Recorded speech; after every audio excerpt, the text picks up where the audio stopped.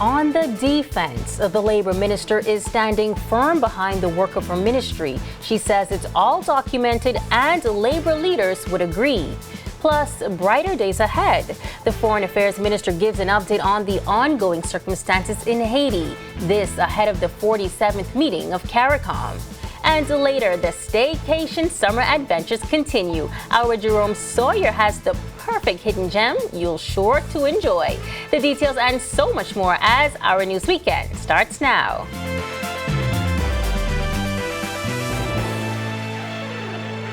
This is Our News Weekend. Thank you so much for joining us tonight. I'm Megan Shepard. Minister of Labor and the Public Service, Pia Glover-Roll, responding to claims made by Bahamas Union of Teachers President Belinda Wilson that government favors some unions over others. Tonight, Glover-Roll says no matter is personal to her, but rather everything is done according to 3 strategic plans: the Blueprint for Change, the Memorandum of Understanding, and a yearly vision casting symposium. In terms of the work that we do in labor and the public service, in terms of the agenda for labor and public service in our Blueprint for Change, comes directly out of the Memorandum of Understanding. The same Memorandum of Understanding that is being said that nothing is being done. The quarterly meetings that we host with union leaders, all union leaders, is as a result of an item that came out of the Memorandum of Understanding. We're living up to that.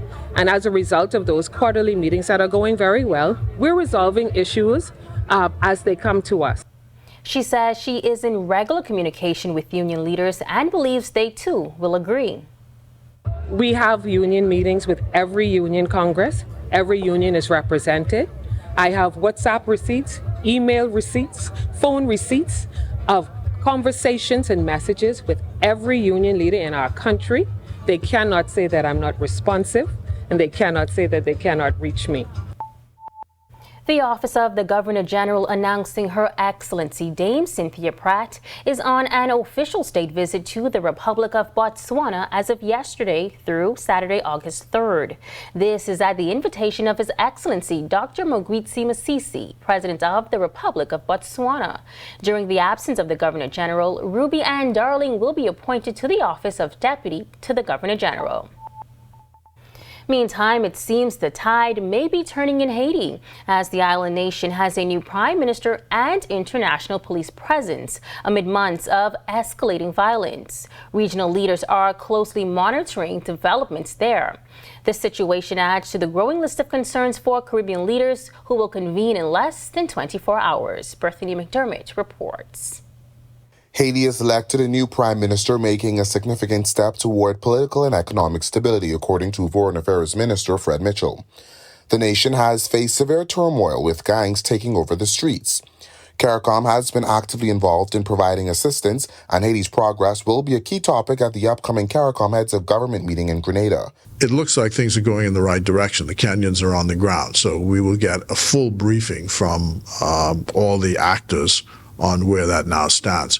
And we're at a more hopeful period than we were this time last year. Kenya has agreed to lead a multinational force now deployed in Haiti, with the Bahamas committing to send 150 troops to support the mission. According to Mitchell, the force has not yet been fully constituted. The question is when the Kenyans, who are leading the operations, say, this is the help we need, and we're certainly happy to supply the help. Haiti's situation took a dramatic turn following the assassination of President Jovenel Moïse in 2021. The World Food Program reports nearly 4.9 million Haitians are now facing hunger due to a worsening food crisis compounded by violence. For years, the Bahamas has experienced a significant influx of Haitian nationals seeking a better life. Mitchell noting the decades-long connection between our countries. The history of migration, labor relations, all of those things show how closely we are tied. As a matter of fact, you go to the north of Haiti during elections, you'll find Cartwrights and Millers and McKenzies running for office in Haiti. So the names are, interchangeable now these days. So it's clear that what happens over there impacts over here. And we have to be proactive. We have to know what's going on the ground for our own security interests and for our own economic interests. Now, the Eminent Persons Group is set to visit Haiti next month to conduct an assessment. Reporting for Our News, I'm Berthany McDermott. Thank you so much, Berthany. Well, the Bahamas Union of Teachers pleased with the over 300 new teachers anticipated to step in the classrooms this coming school year. The nationwide shortage of teachers has been well documented over the years, but with this latest cohort ready to guide the nation's youth into the future, their skill set couldn't have come at a better time. Here's Union President Belinda Wilson. There'll be 319 new hires, and I just want to say welcome to the new graduates from the University of the Bahamas in particular. I went to their award ceremony, so I want to say welcome to the profession of professions. But there are 319 in total. I don't have the list as yet. I was in communication with the director, so I should get the list shortly. The Ministry of Education has brought in teachers from other countries in the past, such as Cuba, something that has raised concerns amongst parents and students. Well, Wilson says there's no need to worry. There are about 45 Cuban teachers in that group, and I must say, the Bahamas Union of Teachers, we did have one of our executive officers who went on the recruitment exercise this year to Cuba, so they do speak English. And I also had a courtesy call and a meeting with the Cuban ambassador that was excellent. So we plan to work hand in hand. We want to make sure that going forward, all of the Cuban teachers that come would be proficient. 36 new Marine cadets are now one step closer in achieving their maritime dreams. This after successfully graduating from the LJM Maritime Academy. The event held at the Andre Rogers Baseball Stadium marked the culmination of rigorous training and studying. Two of the recent graduates share their experience. My experience was hard. Basically, we had to wake up early, come to school. We basically had a lot of PT. Push-ups, regimental things, everything was hard, but it was worth it. I always wanted to be an engineer, and I got this chance to explore and learn more. Becoming a marine engineer was a surprise to me. That's 22-year-old Tarajane Duncombe and 19-year-old Malika Forbes, just two of the graduates taking a significant step toward achieving their maritime ambitions. This milestone marking a pivotal moment in their journey, equipping them with the knowledge, skills, and credentials needed to excel in the industry. Delivering the keynote address, Bahamian Ricardo Charlton. Charlton excelling internationally as he now serves as Director of Operations at one of the largest ports in Florida. In the maritime world, you have to either love it or don't be a part of it. There's no middle ground. There's no middle ground. If you just take a job, you won't survive. This is something that you have to have in your blood. You have to love it. You have to want to be on board a ship. You have to want to be inside of a terminal. It's not easy work. 16 graduates now hold diplomas in nautical science and engineering or navigation, while the remaining graduates will be heading off to begin their internship on the seas. This new accomplishment now opening doors for internships, job placements, and collaborative projects. It's an accomplishment that President of the Academy, Dr. Brenda McClare, says she's proud of. It's really a great milestone. We feel great. Just yesterday in the Senate, the bill was passed for LJM to be the National Maritime College of the Bahamas, so we're excited about that. And so this is an opportunity where more students can now come into the college. They have more access. In other words, hopefully monies will flow in for students to pursue their education.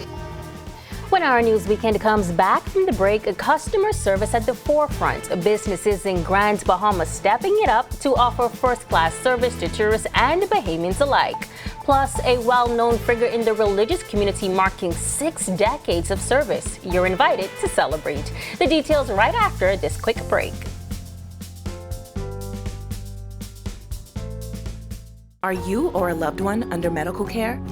Do you need affordable medical supplies? Ports International is the largest home healthcare supplier. Medical supplies at the very best price, and you can even shop online. From hospital beds to wound care, wheelchairs to walkers, Ports is a one-stop shop for your medical supplies, and we accept insurance. We have online shopping and 2 locations to serve you. at the Airport Industrial Park and Shirley Street. We also ship to the Family Islands. Shop online and visit us on Facebook. Call Ports at 377-1771.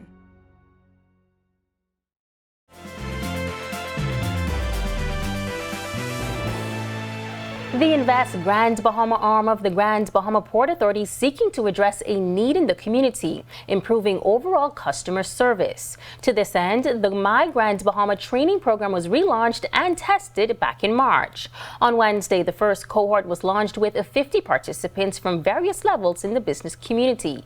Chief Investment Officer Derek Newbold says that this training will be crucial. Business Retention Officer Claudine Pinder says the program will be available during the last week of every month free of charge. So we want to make sure that the local population, our communities are ready to deliver the highest quality of customer service. And we also want to make sure that we are delivering the best level of customer service to each other, to our fellow Bahamians that live here, work here, reside here. And other Bahamians who may visit here from time to time. So we have a very diverse mix of persons signing up for the courses. We have our small business licensed community signing up. We have our corporate citizen like Bahamas there. We have our governmental agency. I think we have the courthouse coming in this afternoon. So it's really open to all of the business community, all of our licensees. We're extending the opportunity to come gain this vital information. Facilitator Ian Ferguson says participants were excited, inspired, and committed to putting their new skills to practice. Participant Kelisa San says the session will help her continue to build her business brand. Training is really just one of the tools that we engage. There's obviously a great deal of other developmental tools that we must always exercise, coaching, mentorship, but formal and informal training is a proven way of getting your service levels to increase. And we know what happens when your service levels increases. It ensures greater levels of business. It ensures that your brand becomes stronger. And at the end of the day, that impacts positively your bottom line. So get your team members down to this training.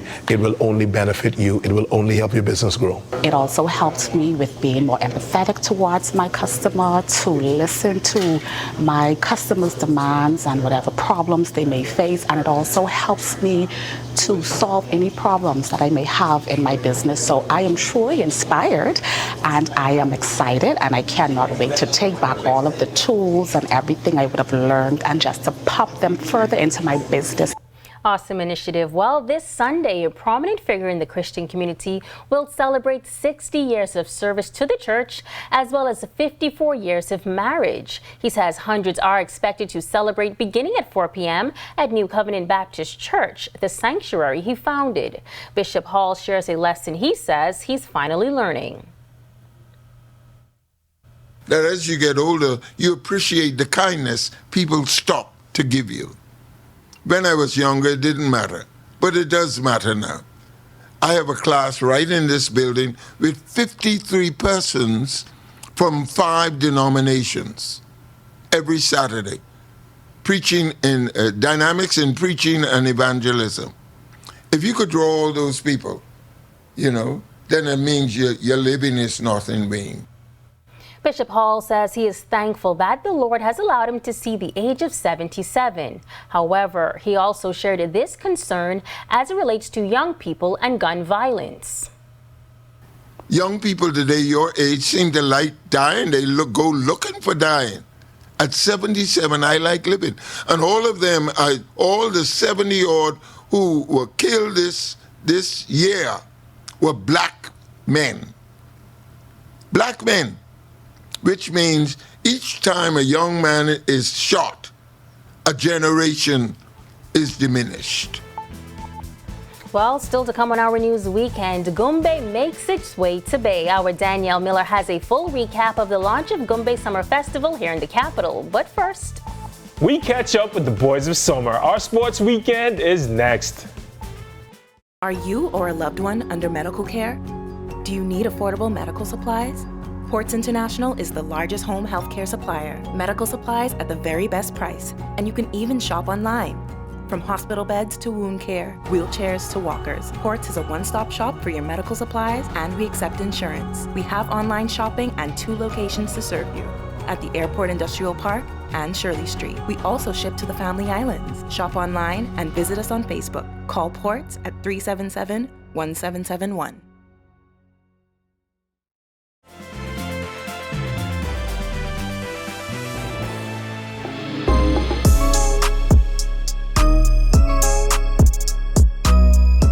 Good evening, welcome to Our Sports Weekend. I'm Tage Adderley.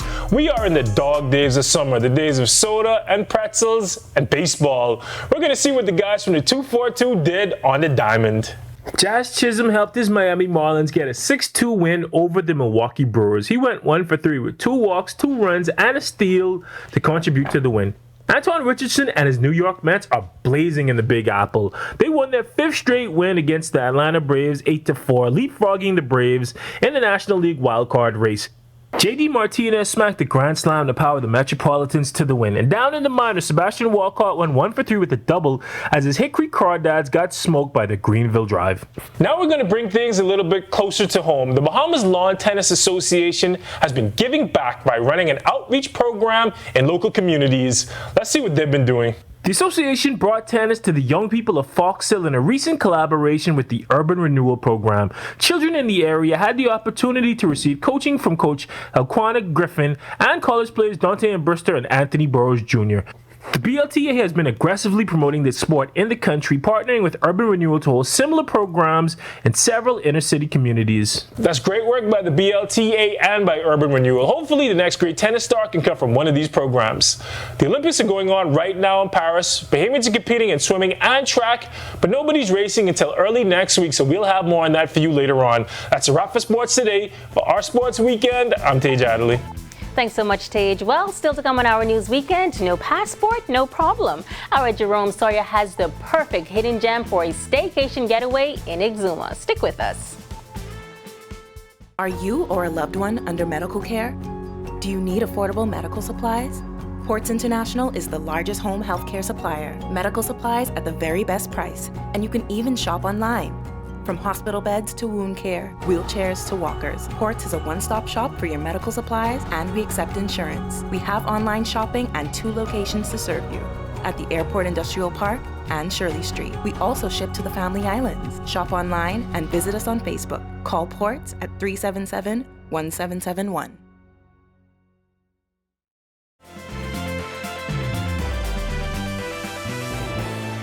Welcome back. It's an annual festival that families and visitors alike look forward to every year, an open-air event celebrating our culture. We're talking about the famous Goombay Summer Festival. Our Danielle Miller attended last evening and gives us the highlights. The traditional Summer Goombay Festival went on a nationwide tour this weekend, taking music and culture throughout the Bahamas. And now they are in Nassau, taking over Bay Street. Vendors lined the streets offering us tumblers, bags, succulent Bahamian dishes, and freshly made beverages, like this soursop daiquiri I enjoyed from this family-operated business, Big Red Fresh Fruit Daiquiri. Now, I am not a soursop type of girl, but the owner, Argentina Sargent, told me, Danielle, you have to try this. It was like candy in a cup. Well, we've been operating out at Western Esplanade for a little bit over a year as a small business. We also met a small group of international journalists and influencers who say while the festival wasn't on their bingo card for this trip, they suddenly craved to know more about our culture, thanks to the festival. Absolutely amazing. It far exceeds my expectations. I didn't know what to expect. I've never been to the Caribbean before. So it's all been entirely new. I didn't read too much about it before I came. I just wanted to come here and just experience it. We've taken a walk through the streets. Now it's time for us to take it to the festival stage. I'm so happy that the Ministry of Tourism takes time to put this on to keep tourism and the Bahamian people alive, because, you know, we like shake them ourselves. And tonight, guess what? I shaking now. Other than our jittery host, other entertainers included a fiery limbo dancer, a dynamic dance group, the Pond Band, and as the night continued, Gino D, Funky D, and Veronica Bishop. The festival is scheduled to take place every Friday until August 17th on Bay Street. Reporting for Our News, I'm Danielle Miller.